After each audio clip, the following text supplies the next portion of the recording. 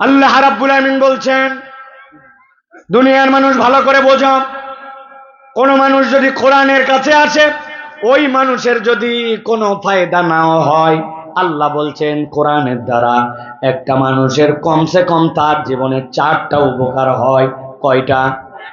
আল্লাহ রাব্বুল আমিন কোরআনে বলছেন, ইয়া আইয়ুহান নাস قد جاءتكم موعظة من ربكم وشفاء لما في الصدور। আল্লাহ রাব্বুল আমিন বলছেন, দুনিয়ার মানুষ, আমি তোমাদেরকে ডাক দিয়ে বলতে চাই, দুনিয়ার কোন মুসলমানকে আল্লাহ ডাক দেন নাই, মুমিনকে ডাক দেন নাই। আল্লাহ বলছেন, ইয়া আইয়ুহান নাস قد جاءتكم موعظة من ربكم وشفاء لما في الصدور وهدى ورحمة للمؤمنين।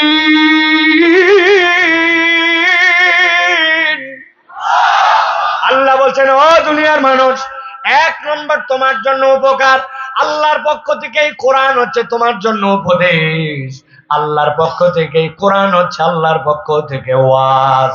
আমি আমার ভাষায় বোঝানোর জন্য বলি, এই কোরআন হচ্ছে আপনার আমার জন্য আল্লাহর পক্ষ থেকে প্রেসক্রিপশন।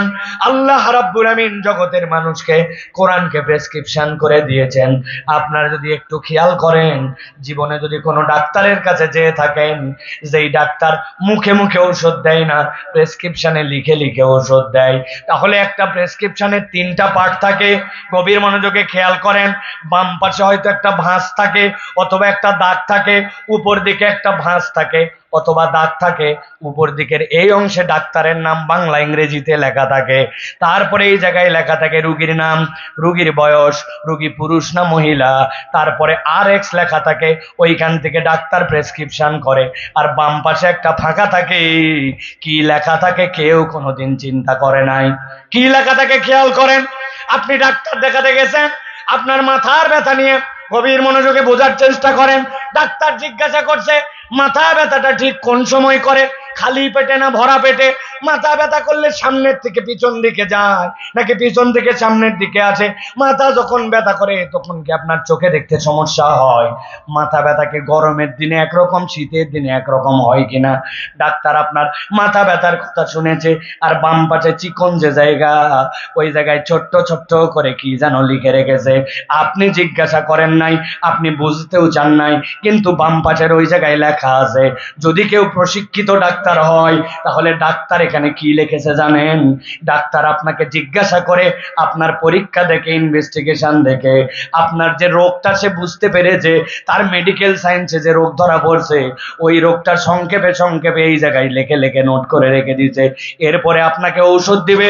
ভালো করে যদি খেয়াল করেন, একটু মিলায় নেন, আপনার ঔষধের ক্ষেত্রে ডাক্তার 4টা জিনিস উল্লেখ করেছে।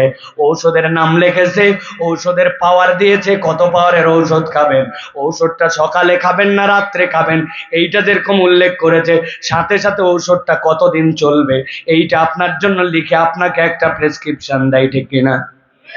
কথা বুঝে থাকলে বলেন ঠিক কিনা। আমার আল্লাহ রাব্বুল আমিন বলছেন, قد جاءتكم موعظة من ربكم وشفاء لما في الصدور। এই দুনিয়ার মানুষ, আমি আল্লাহ রাব্বুল আমিন তোমার জন্য কোরআনকে প্রেসক্রিপশন বানালাম। পান্ডা, তোমার চলতে কি লাগবে, বলতে কি লাগবে, তোমার অর্থনীতি কেমন হবে, তোমার সমাজনীতি কেমন হবে, মানুষের সাথে বিহেভিয়ার কেমন হবে, তোমার যদি সমস্যা হয় ওই সমস্যাগুলোর সমাধান কেমন করে করবে। কিয়ামত পর্যন্ত আর কোনো কিতাব আসবে না, আর কোনো পয়গম্বর আসবে না, কিন্তু আমি এই কোরআনকে মাওয়াইজা করে কিয়ামত পর্যন্ত মানুষের জন্য আমি প্রেসক্রিপশন বানায়া দিলাম।